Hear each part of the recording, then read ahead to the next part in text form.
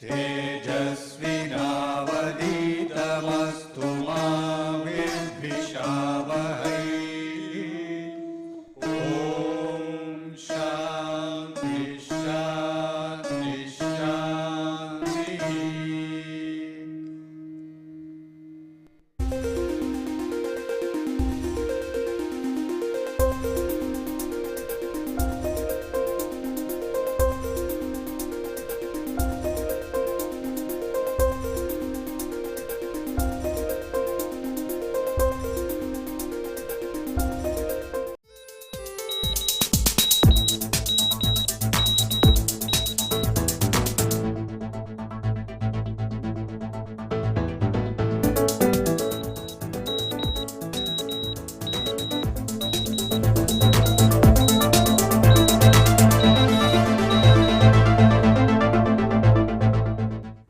Hello everybody. In our series of lectures on basic electronics, learning by doing, let us move on to the next. Before we do, as usual, it will be nice to recapitulate what we discussed in the previous lecture. You might recall that we discussed about the inverter, non-inverter circuits, the switchable inverter circuit, the non-inverter circuit, and then JFET, the junction field effect transistor controlled switchable inverting circuit amplifier, and then inverting amplifier with adjustable gain. And we also saw the sign changer, how you can either make it plus or minus, that is 180 degrees out of phase or the other way. And then we also looked at adjustable and reversible gain. We can go from, for example, a gain which is minus 100 up to plus 100 by moving a potentiometer. We also saw at the end how a phase shifter can be built using operational amplifier. All these circuits we saw under what I would call as application circuits of operational amplifiers. Now let us move on to further application circuits of operational amplifier, and one which perhaps we would be discussing today is what is called instrumentation amplifier. In many instrumentation applications, you would find you will have very low signals from maybe some sensors or transducers, and you would like to amplify them and then read them for either control or measurement.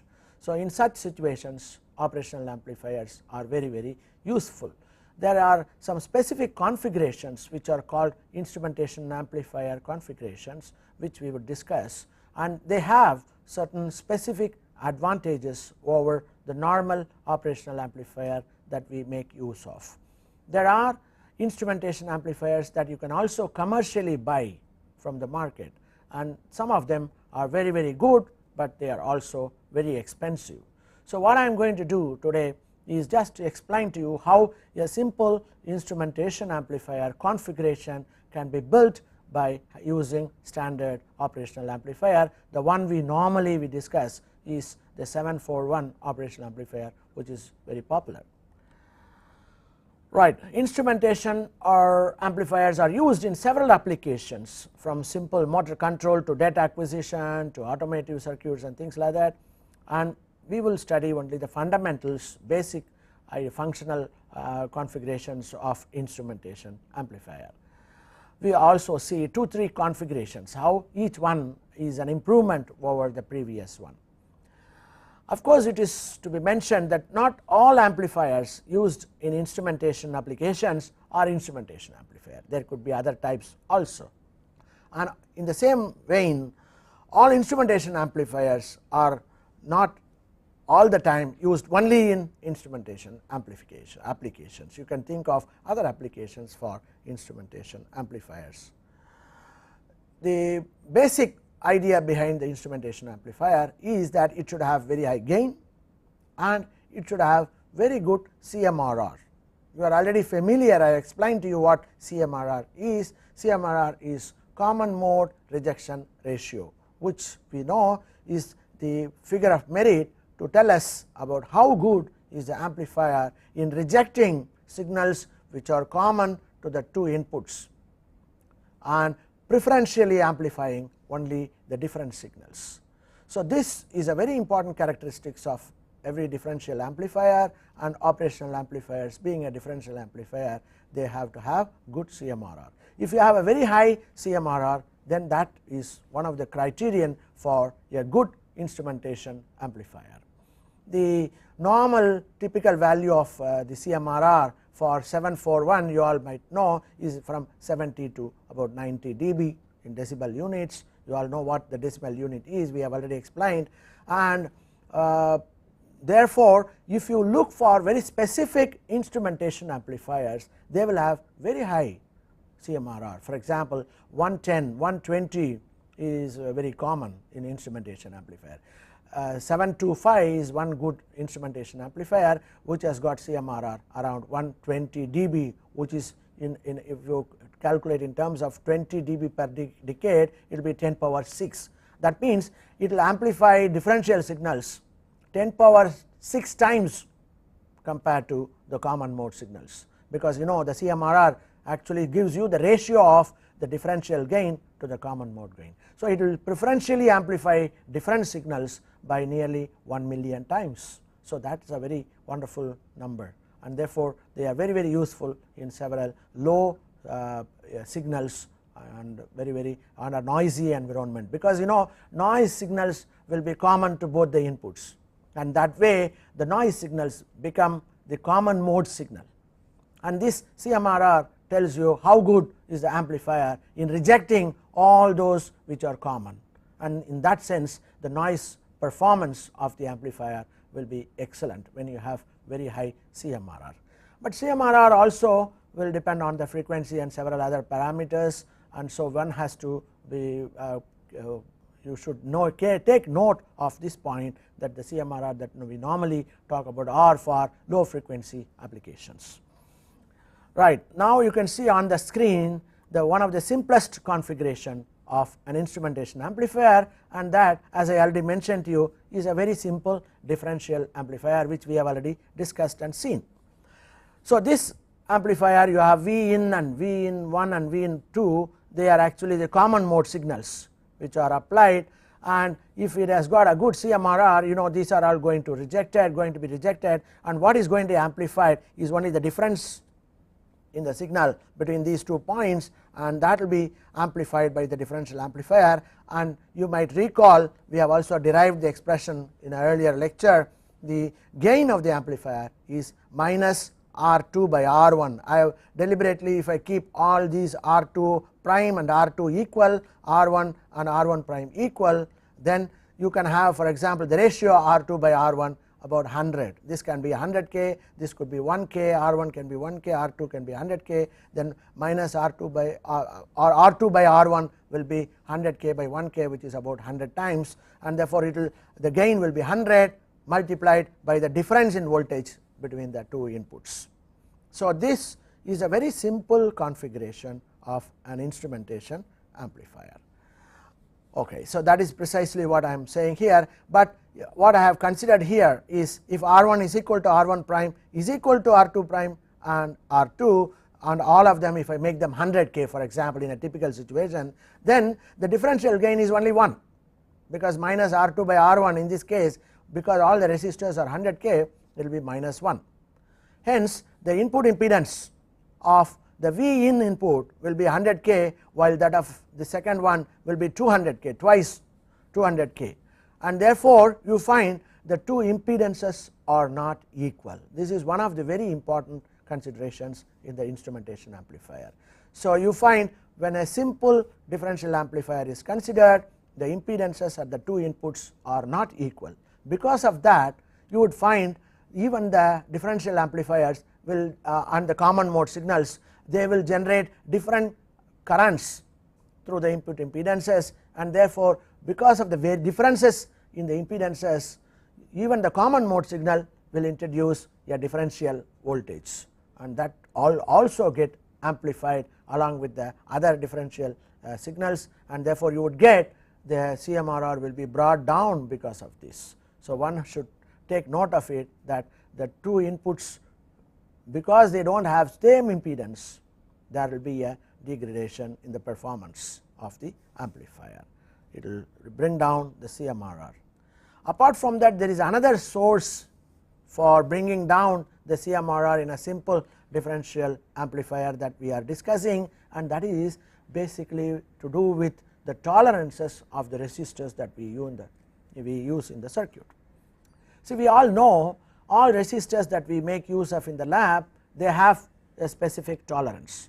What I mean by the tolerance, there will be a silver line or a gold line at the end. You have in the color code, you would have studied that you have first three color codes are corresponding to the numbers and the exponents, and the last one, the fourth one, normally is meant to indicate what is the tolerance of the resistor. That means, for example, if it is silver, it is 10%.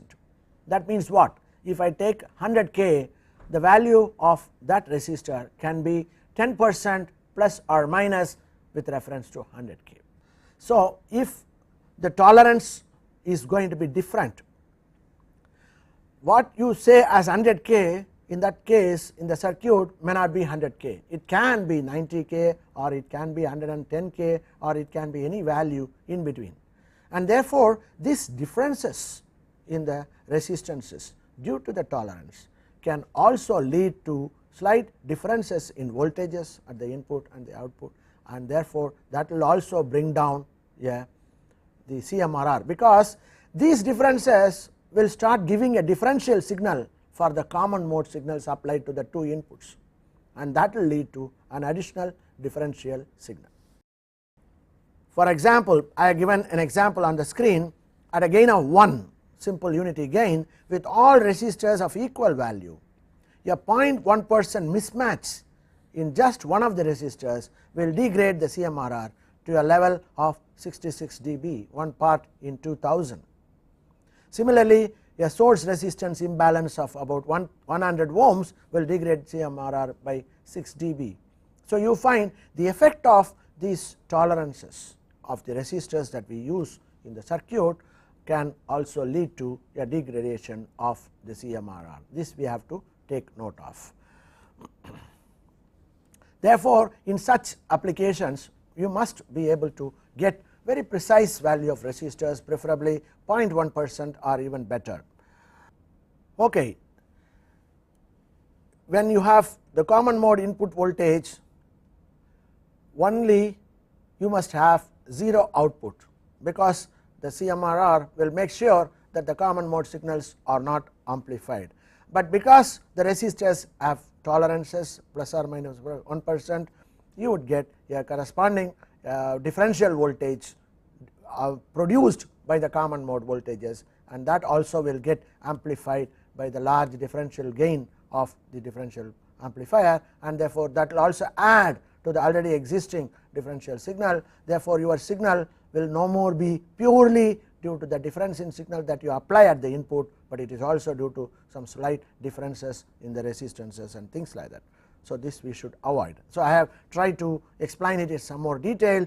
The overall voltage gain, when the same signal drives both sides, both the input, inverting input and the non-inverting input of the operational amplifier, is given by ACM. This is completely the common mode. Therefore, the common mode gain, which is shown by A suffix Cm, common mode amplification, is equal to the gain corresponding to the inverting input plus the gain corresponding to the non-inverting input. In the previous figure differential amplifier that I showed, the inverting voltage gain is very simple. We all know that A inverting is equal to minus R2 by R1, simple inverting amplifier gain. And the non-inverting voltage gain also we know is 1 plus R2 by R1 if I apply at the positive terminal. But I will go back to the circuit and show you this. If I now ground this input, the inverting input, and give the voltage directly at this node, then you find the amplifier gain is 1 plus R2 by R1 times whatever input that you give here. But in the present configuration, you are giving the input at this point, and therefore that is going to be divided by a potential divider formed by R1 prime and R2 prime. Therefore, the voltage here is going to be R2 divided by R1 plus R2 times this common mode signal at the non-inverting input. This will now be multiplied by 1 plus R2 by R1 to get the overall gain of the non-inverting amplifier. That is what I have written here. A non-inverting is equal to 1 plus R2 by R1, which is the basic gain of the non-inverting input, into multiplied by the ratio R2 prime divided by R1 plus R2 prime, which is coming because of the potential divider formed by R1 prime and R2 prime. So, this is the gain corresponding to the non-inverting voltage. So, if I now add the two, because I want to find out the total overall common mode gain, ACM is equal to A inverting plus A non-inverting, and that is when you take that non-inverting, we have already got that, and we have to multiply by the corresponding R2 by corresponding to the inverting amplifier. Now, we can derive this useful formula. For example, ACM is equal to plus or minus 2 delta R by R. Well, delta R by R is what is known as the tolerance, the change in resistance with reference to the actual magnitude for R1 is equal to R2. To make that, we have made all the resistors equal. R1 is equal to R2, then the common mode gain will be plus or minus 2 into delta R by R by us bringing in the variation in the resistor. So, the common mode gain will be plus or minus 4 delta R by R when R1 very small compared to R2. This will be the gain, or what we can say is the maximum value to the minimum value, you can say plus or minus 2 into delta R by R and plus or minus 4 into delta R by R, the two extreme values within which the common mode gain can change, where the delta R by R is the tolerance of the resistors converted into the decimal equivalent that I already mentioned to you. So, you can see the common mode gain can become a function of the tolerances of the resistors, and therefore, if the tolerance of the resistor is taken care of, if it is 0.1% or something like that, then the overall performance will be better because the common mode gain will be very much smaller at that stage. Right, I have just taken an example here in the circuit. So, for example, if I have plus or minus 1% tolerance, what will be the variation? The common mode gain will be plus or minus 2 into delta by R for R1 is equal to R2, that will be plus or minus 2 into 1%, and 1% is 0.01. So, that means plus or minus 0.02. And if R1 is very small compared to R2, it will be 4 times delta R by R, and that will give me 0.04 plus or minus as the common mode gain.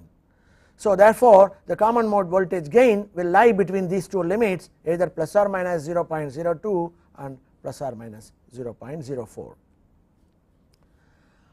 And when R1 is equal to R2, the voltage gain, differential voltage gain becomes minus 1, and the equation therefore total gives that plus or minus 2 into 0.1%, 2 into 0.001, and that is equal to plus or minus 0.002. This is the variation that you will get for the common mode, and the CMRR is AV by A common mode. This is 1 by 0.002, that is equal to 500.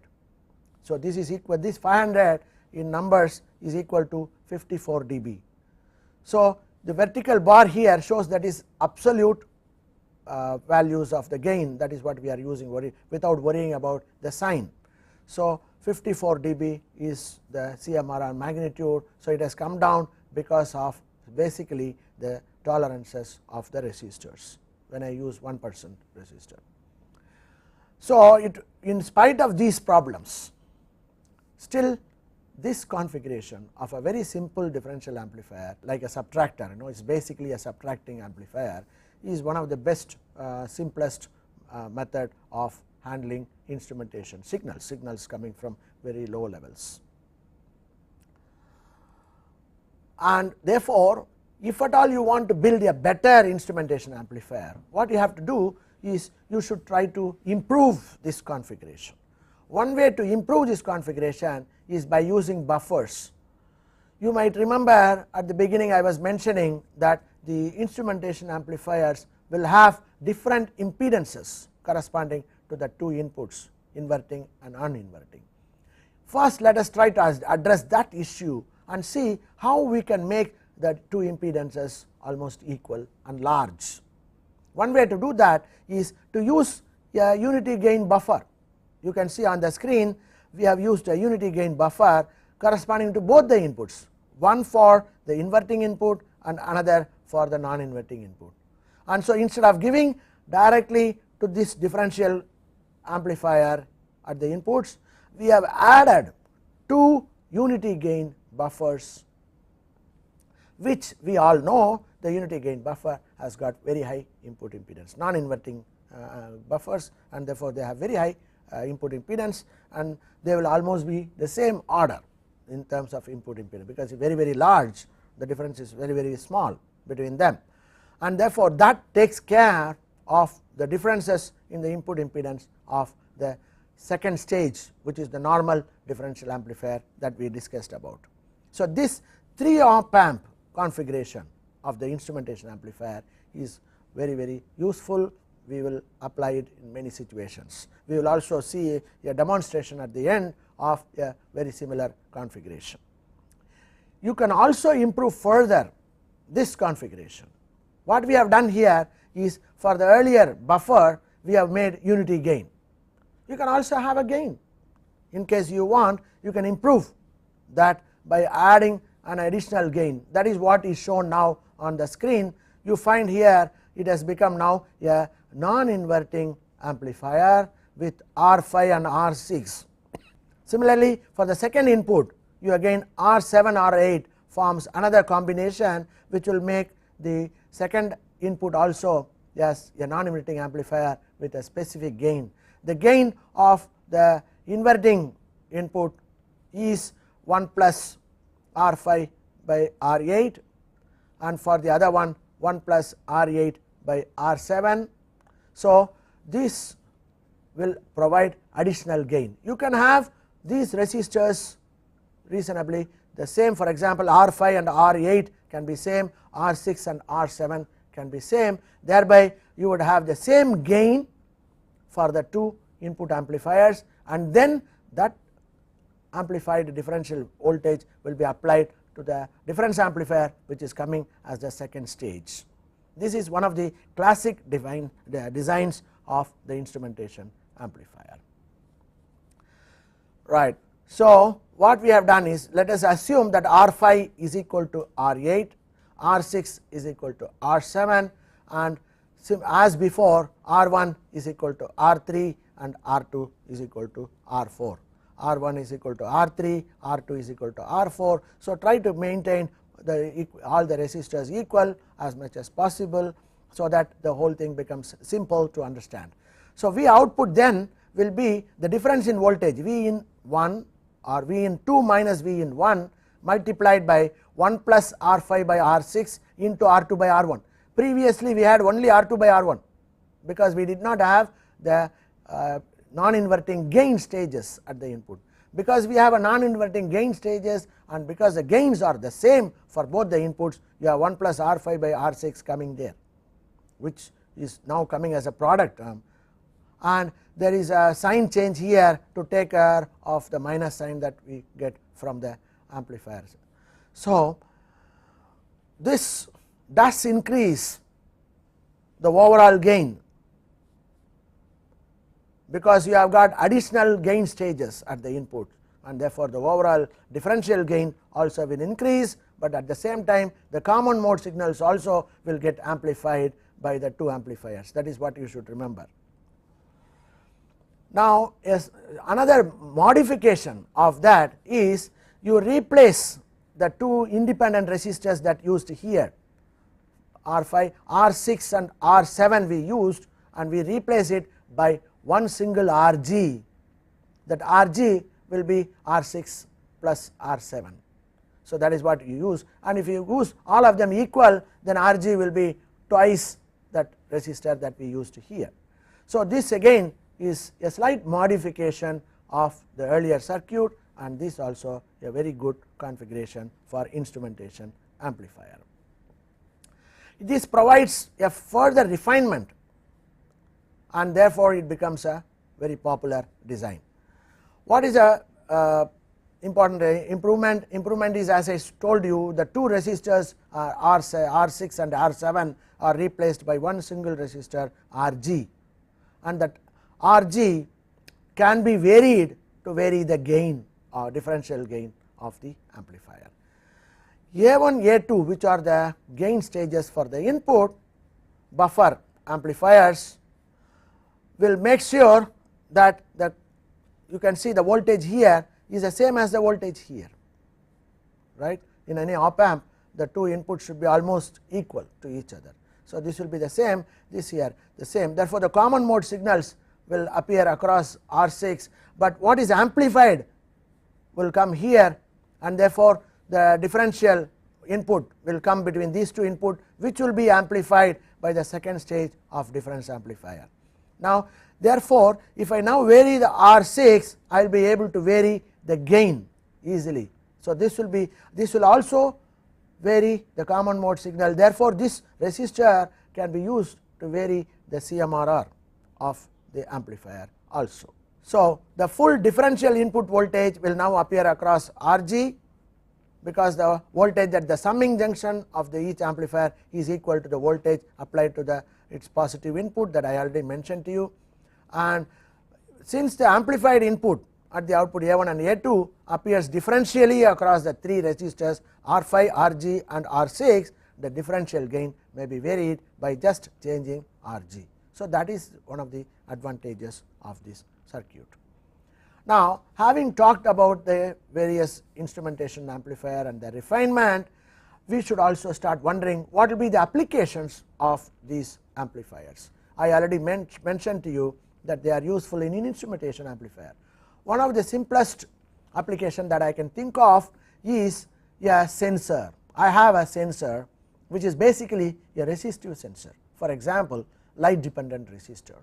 The resistance varies depending upon the intensity of light falling on it, or you have a thermistor where the resistance depends on the temperature, or you have a strain gauge where the resistance depends on the stress applied on the system. So, all these things are resistive transducers or resistive sensors. So, if I have resistive sensors, the best way to convert the variation in resistance into a voltage, which is what we would like to have, because we can amplify voltages using amplifiers. We would like to convert the change in resistance due to the various parameters like light or temperature or strain into useful voltage, sensed voltage, and then amplify them. When you have such a problem, the best and the simplest technique is to put them in a normal well known Wheaton's bridge configuration, where you have 4 arms R1, R2, R3, R4, and you know R1 by R2 is equal to R3 by R4.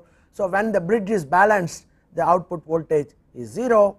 When there is an imbalance in the bridge due to a variation of one arm of the bridge, you get a corresponding voltage output which can be amplified, and if the variation is produced due to temperature or light intensity or stress or strain, you will get correspondingly an output which is proportional to that variation, and therefore, you are able to measure the temperature or the light intensity or the strain. So, that is the principle of the bridge amplifier, where the bridge amplifier is basically a differential amplifier, and better thing would be to use an instrumentation amplifier. So, I have shown on the screen how you can connect a Wheaton's bridge here corresponding to this simple differential input configuration corresponding to a instrumentation amplifier that we discussed. So, in the Wheaton's network, R1 by R2 is equal to R3 by R4. If any one of the resistor is going to change due to some parameters, being a sensor or a transducer, then the output of the amplifier will become proportional to that parameter. I have given a lot of examples of those transistors, and now I am showing you the complete circuit where I have this bridge here connected to plus 15 and minus ground across the diagonal points, and then you have the other diagonal point will be connected as the input for your instrumentation amplifier, which is again a 3 op amp instrumentation amplifier configuration. I have shown for typically in this circuit I have taken all the resistors to be 1K, 1K, 1K, and only one of them, which is a transducer, I have chosen to be 1K, and it can vary plus or minus by delta R, where the resistance change is proportional to the temperature or whatever, and so that is what I have shown here in the circuit, and the output will now therefore be a differential input which is proportional to the change in resistance, and it will also have a common mode voltage which is going to be 15 volts divided by 2 resistors of almost equal value. So the common mode voltage here will be around 7.5, half of 15 volts, and here also it will be very close to that, except for the variation that is going to come due to the change in the parameter, either transistor temperature or light or whatever. So that is going to be amplified here, and because this has got good CMRR configuration as we discussed, you would find this will preferentially amplify only the change in the resistance here, assuming these resistors are very precise within 0.1 or 0.01% tolerance. Right. So the common mode input is 0.5 times, because we have used 2 1K resistors across 15 volts, it will be 7.5 volts. Right. Now what I would do is I will show you an actual circuit which is formed by 3 op amp with 2 buffers and the one of the difference amplifier. The other important point perhaps which I did not mention is that it is always convenient to have even the buffer amplifiers all in one single monolithic IC rather than using 3 independent operational amplifier. So instead of using 3 op amps, I have actually made use of LM324, which is a quad op amp. 4 op amps are there in that, and I have used 3 op amps for our purpose for building an instrumentation amplifier. The advantage of having a single operational amplifier array is because the 2 input buffer op amps also are very close to each other, and therefore they will have very good tracking characteristics. Their temperature differences and things like that will be very well taken care of, because they will become common mode signal. Now they are very close to each other, and so anything that is common will be rejected by the difference amplifier, and if they are on the same monolithic chip, then it becomes all the more better in terms of performance. So the suggestion is, instead of using 3 independent operational amplifier, it will be a good idea to use one single IC which has got either 3 or 4 op amps, and make use of 3 op amps for the instrumentation amplifier configuration. Now I will quickly move over to the demonstration table and show you the working of a similar instrumentation amplifier configuration. So I hope you can see the circuit is shown here. It has got a 3 op amp configuration with the RG here, and it is also having a gain here which is shown by R prime, R1, etc. We discussed about this. So I have 2 op amps here, and the third op amp is a normal differential amplifier, and the input is given from a millivolt source which is seen here. This is a standard millivolt source we have been using in all our experiments, and that is connected as the input here, and the output is monitored by making use of the multimeter. Right. And we have a dual supply at the back which is providing the voltage for the circuit that you see here.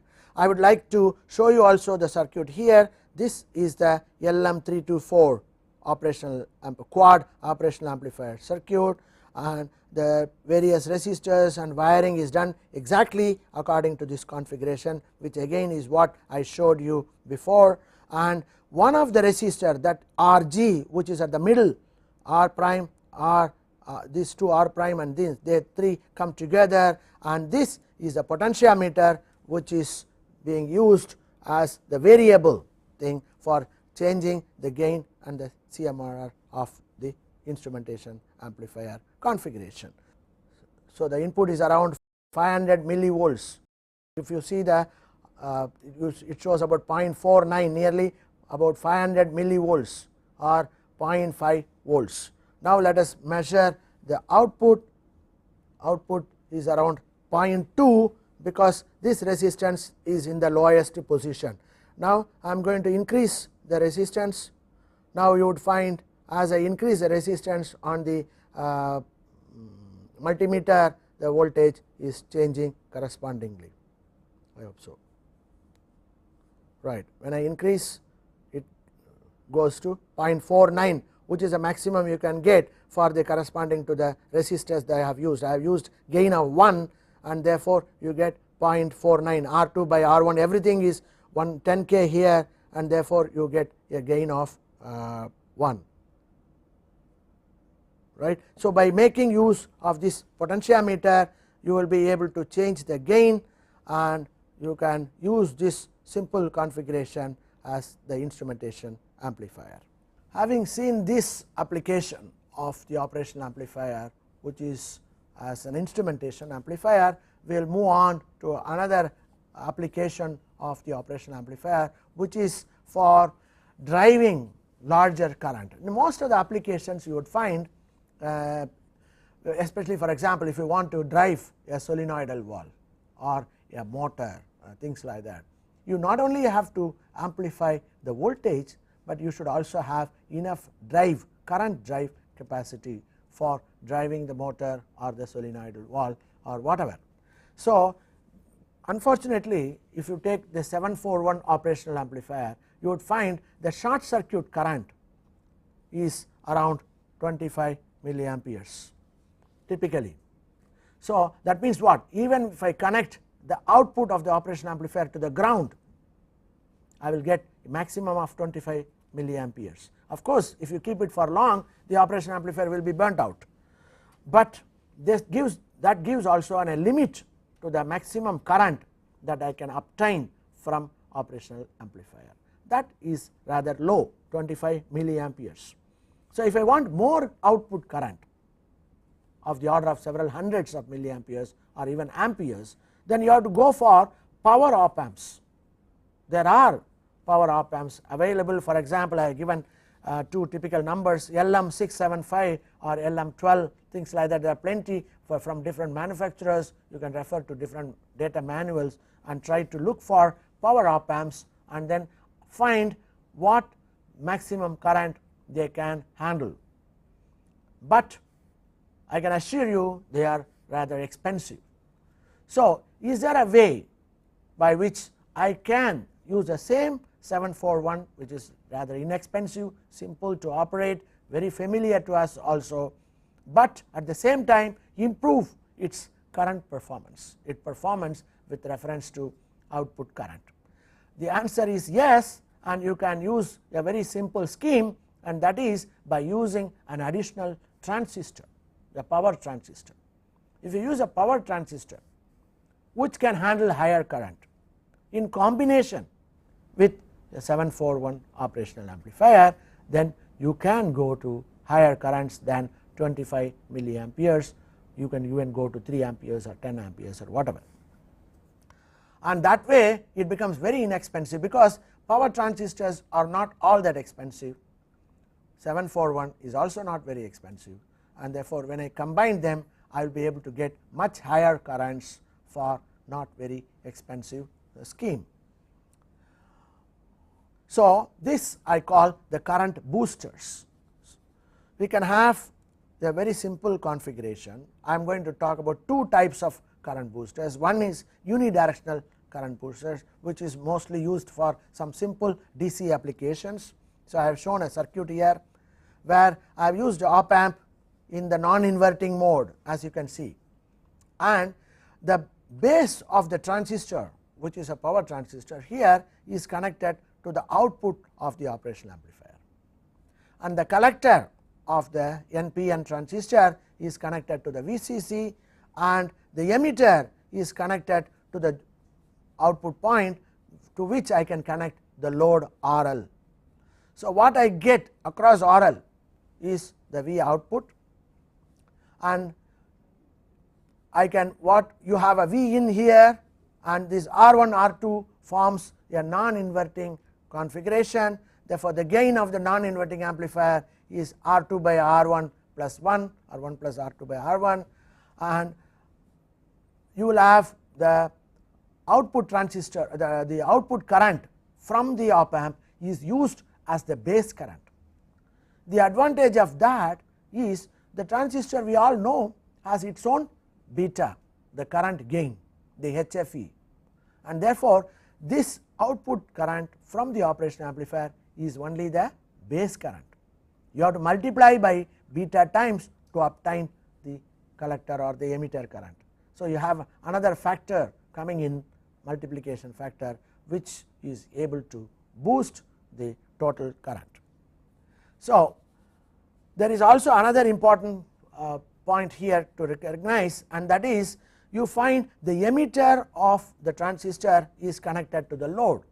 This is also very useful, because if you want a good voltage amplifier, the output of the voltage amplifier should be almost close to a ideal voltage source. That means its output impedance or output resistance should be very, very low. Now, the moment I bring in a transistor, how to maintain still a low output impedance? Usually 741 has got low output impedance of the order of 75 ohms or so, and so when I connect a transistor, I want to maintain that low resistance. For that, what I do is I use the transistor in the emitter follower mode or the common collector mode. So, you find the emitter is connected to the load. So, because of this, there is going to be a reduction in the output impedance, plus you also have a feedback, negative feedback, that also will bring down the output impedance. So, that is what I have shown here. Z output is going to be Z output of the normal amplifier divided by 1 plus A beta, where A is the gain, B is the feedback ratio. B in this case, because you have used R1 and R2, is R1 divided by R1 plus R2, R1 divided by R1 plus R2. So, the maximum load current is I max beta times the I short circuit current, the maximum current that I can get from the op amp, and beta DC, if I assume to be 100 for the amplifier, for the transistor, the beta for the transistor is 100, then I short circuit I mentioned is typically 25 milliampere. So, when you multiply that, you can get 2.5 amps. So, just by introducing a power transistor which has got a gain, current gain of about 100, you are able to improve the short circuit current or the maximum current that you can get from your op amp amplifier configuration from a simple 25 milliampere to 100 times more, 2.5 amperes. So, this is a very, very useful circuit for driving solenoid valves or things like that, motor, toy motor and things like that, and therefore, I thought I will discuss about this. So, I will just quickly show you the current boosting circuit. You can recognize this is the same circuit which I just now showed you. It is a non-inverting amplifier. The non-inverting input is the input for the voltage, and you have an R1 and R2 connected. This is 1K and this is 10K. So, there is a gain of 1 plus 10 by 1, that is 11, and 1K is also the load here presently connected. This is the transistor, and the transistor you can also see in the circuit is SL100. This is an SL100. This is the op amp, and the wiring is done exactly for this configuration. Now, I have got here, if you see, 3 resistors, because I wanted to show for 3 different resistors what is the output voltage. I do have the same 500 millivolts as my input voltage from the millivolt source. I have 500 millivolts as the input coming to the amplifier. The output of the amplifier is monitored by using a digital multimeter which shows 5.63. So, that is a gain of 10 times, because I have 11 times nearly 55. 500 multiplied by 11 is 5.5 volts.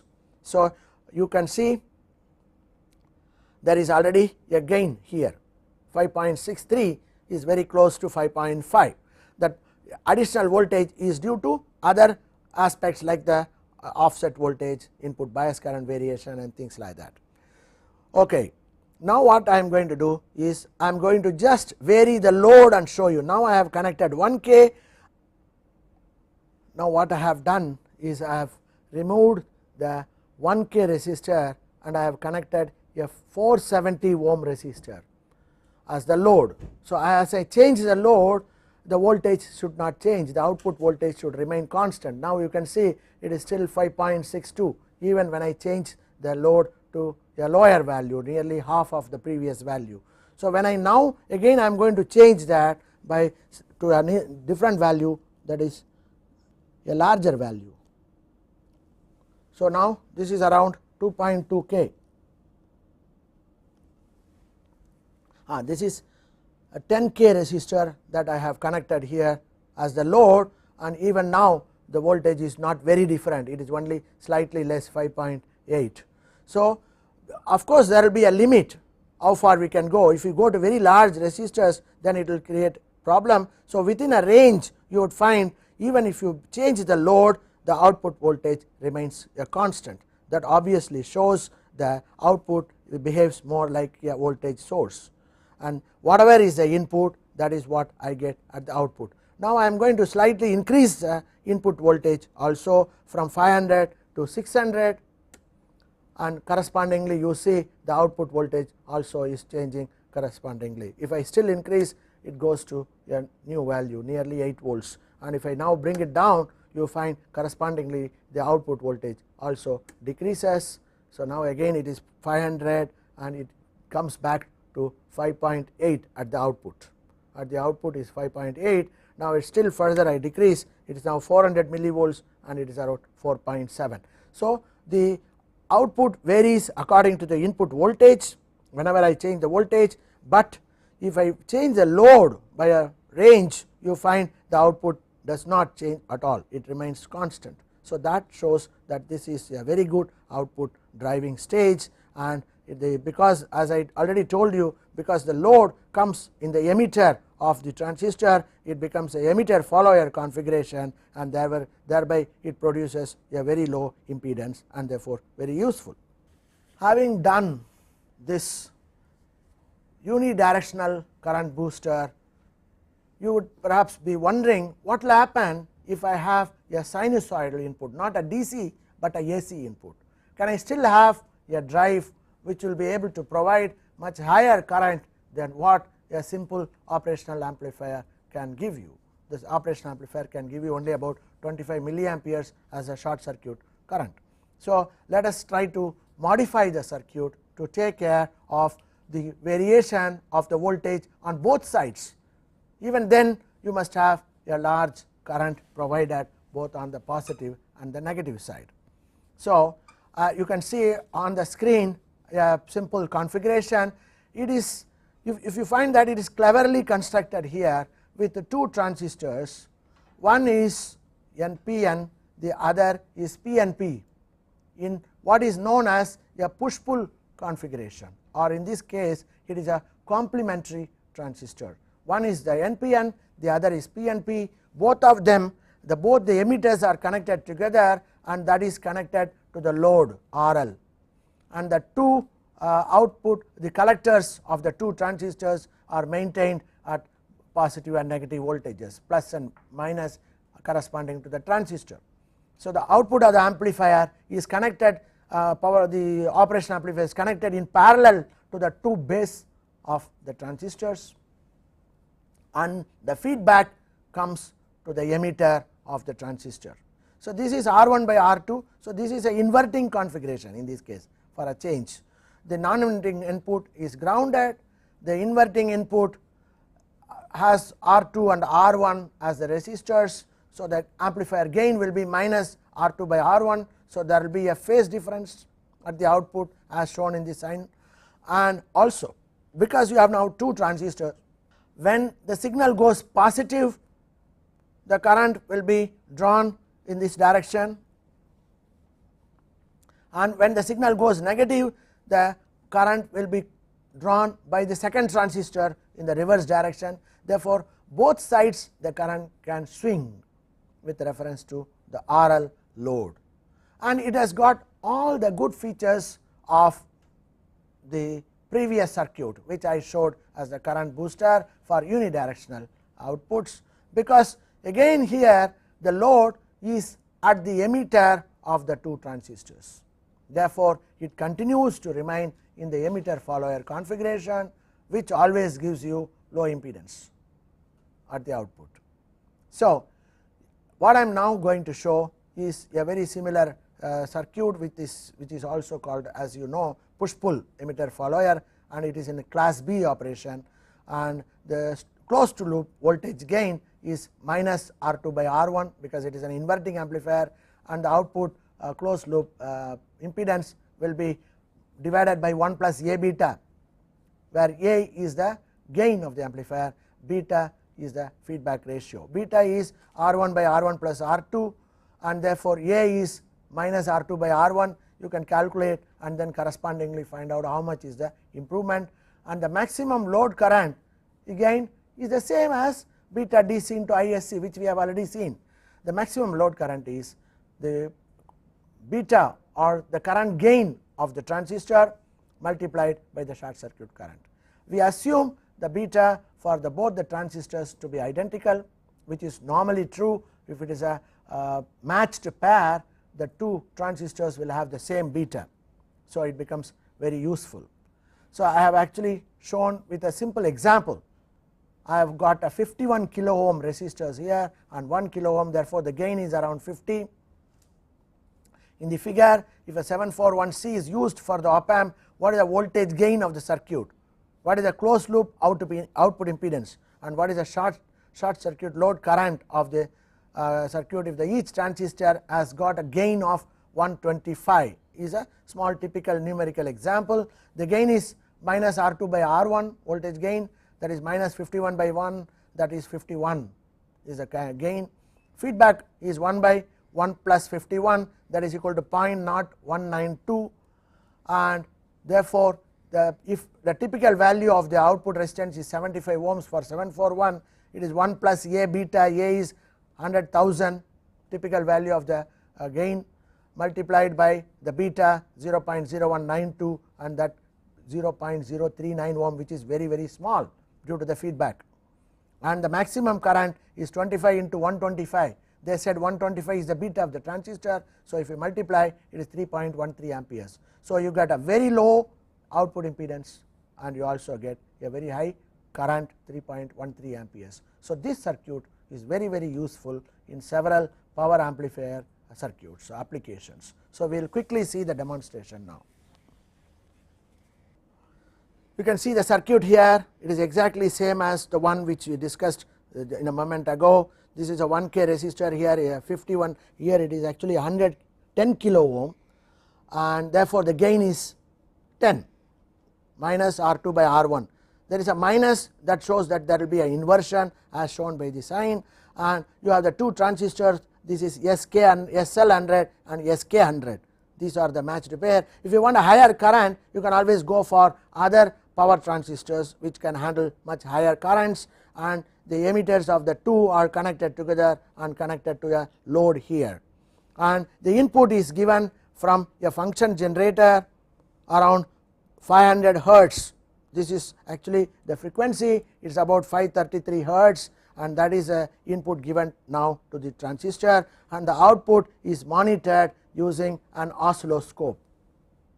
You can see the oscilloscope, and you can see the two waves are slightly separated, and you can also see there is a 180 degrees out of phase. When one is decreasing, the other one is increasing. When the one is increasing, the other is decreasing. So, there is 180 degrees out of phase because it is an inverting configuration, and the amplitudes are almost same, and the actual amplification you say is about 10 times here in this amplification factor. So, if I increase the amplitude, you would find correspondingly the output also changes. If I change here, the output also changes. That means both sides the two transistors will automatically take care of the two swings of the input voltage to drive the load. The load here is around 1K. So, you can change this load to any relay or any higher solenoid wall or whatever, and you will be able to drive it very easily up to about 2 amperes or so. So, this current booster is also a very useful application. So, today we have seen in this lecture that you can build good 3 operational amplifier instrumentation amplifier configuration for amplifying signals from sensors, resistive sensors in the form of Wheaton's bridge or whatever, and we also saw 2 different configurations of current booster circuit, how the current output from a simple operational amplifier can be improved by using a pass transistor, either single NPN transistor or a matched pair NPN PNP combination in the push pull or complementary pair configuration and the emitter follower mode, and thereby you will be able to improve the current capability of the amplifier. Thank you.